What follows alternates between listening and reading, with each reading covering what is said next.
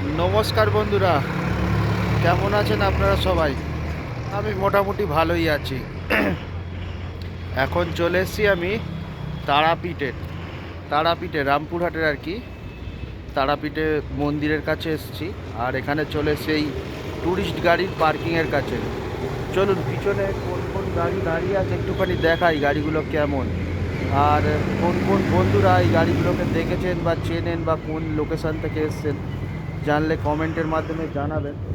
আমি আমার একটাও চেনা গাড়ি এখানে দেখতে পাচ্ছি না, বা চেনা ট্রাভেলসের। তো একটুখানি আপনাদেরকে দেখাই কত সারি সারি সব বাস দাঁড়িয়ে। এই একটা গাড়ি এখন পার্কিং করছে, খুব সুন্দর স্লিপার গাড়ি, সিটিং গাড়ি মানে চেয়ার কাট গাড়ি, বহুত গাড়ি এখানে সব দাঁড়িয়ে আছে।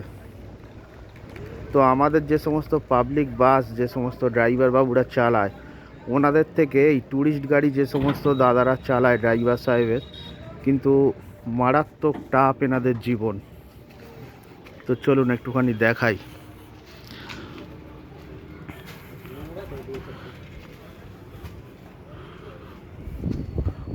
বিভিন্ন রকম কালারের সব বাস, তো এত কাছাকাছি হয়ে গিয়েছে যার জন্য দেখাতে পারছি না। খুব সুন্দর সুন্দর সব বাস দাঁড়িয়ে, মানে বিভিন্ন রকম কালার, কত রকমের কালার দিয়ে সব গাড়িগুলোকে রেডি করা। তো বহুত গাড়ি আছে ওয়েস্ট বেঙ্গলের গাড়ি মানেই মোটামুটি সারা ভারতবর্ষের বহু স্পটে আমাদের এই সমস্ত ওয়েস্ট বেঙ্গলের সব বাসগুলো আর কি থাকে। তো সারা ভারতবর্ষেই আমাদের ওয়েস্ট বেঙ্গলের বাস তো চলেই বন্ধুরা। যে রাজ্যেই মোটামুটি যাওয়া যায় কম বেশি দেখাই যায় এই আমাদের ওয়েস্ট বেঙ্গলের ট্যুরিস্ট গাড়ি। আর এই যে সমস্ত দাদারা গাড়িগুলো চালায়, যে সমস্ত ড্রাইভার সাহেব, হেল্পার সাহেব যে সমস্ত সব থাকেন, ওনাদের জীবন কিন্তু খুবই কষ্টকর। মানে কি বলবো, গাড়ি দেখা যাচ্ছে আমরা নাইট টু নাইট ট্যুরে গিয়ে পিকনিক করলাম, বাইরে পিকনিক করি, তো ওনারা গাড়ির ভিতরেই রেস্ট নেয়। কখনো এরকম রোদ্দুর থাকে, কখনো হয়তো ঠান্ডা থাকে, তো গাড়ির ভিতরে গরম হয়ে যায়, তার ভেতরেই ওনাদের রেস্ট নিতে হয়। তো মারাত্মক কষ্টের জীবন। মাইনে যে খুব বেশি আছে তাও না।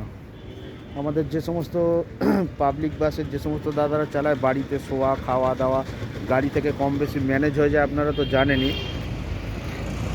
তো খাওয়া দাওয়া তো মোটামুটি হয়ে যাওয়ার পরে মাইনেও সলিড মাইনে নিয়ে বাড়িতেও চলে যায়। তো এনারা অনেক সময় এমনও হয়, গাড়ি যে সমস্ত টাকা পয়সা মালিকবাবুরা খরচা দেয়, রাস্তায় যেতে যেতে বিভিন্ন কারণে শেষ হয়ে যায়।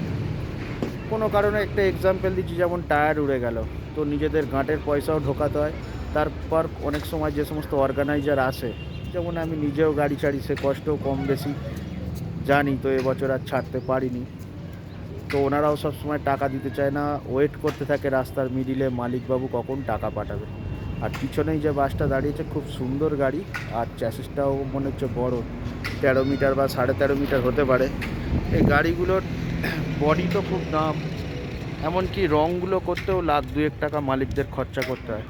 তো চলুন সেই গাড়িটাকে একটুখানি ভালোভাবে আপনাদের দেখাই। তো এই ট্যুরিস্ট গাড়িটা বেশ ভালোই লাগছে আমার। তো বডির যে সমস্ত হাতে কাজ টাচ করা, তো অসাধারণ লাগছে। তো কোথা থেকে এসছে জানি না, ড্রাইভার বাবুদের সাথে আর কথাও বলা হলো না। তো ভিডিওটা তো বন্ধুরা, ভিডিওটা যদি ভালো লেগে থাকে লাইক সাবস্ক্রাইব আর শেয়ার করে যাবেন, ফলো করে যাবেন। আর আমি উৎসাহ পেলে আপনাদের জন্য আরও নতুন নতুন ভিডিও আমি নিয়ে আসার চেষ্টা করব। আর এই ট্যুরিস্ট যে গাড়িগুলো কিন্তু চলে, বিভিন্ন রকমের নানান রকমের প্রবলেম আছে, তো সেগুলো তুলে ধরি না, ধরলে আপনারাও জানতে পেরে যাবেন। যদি কমেন্ট বক্সে জানান আপনাদের জানা নেই তুলে ধরার জন্যে, তাহলে আমি তুলে ধরবো।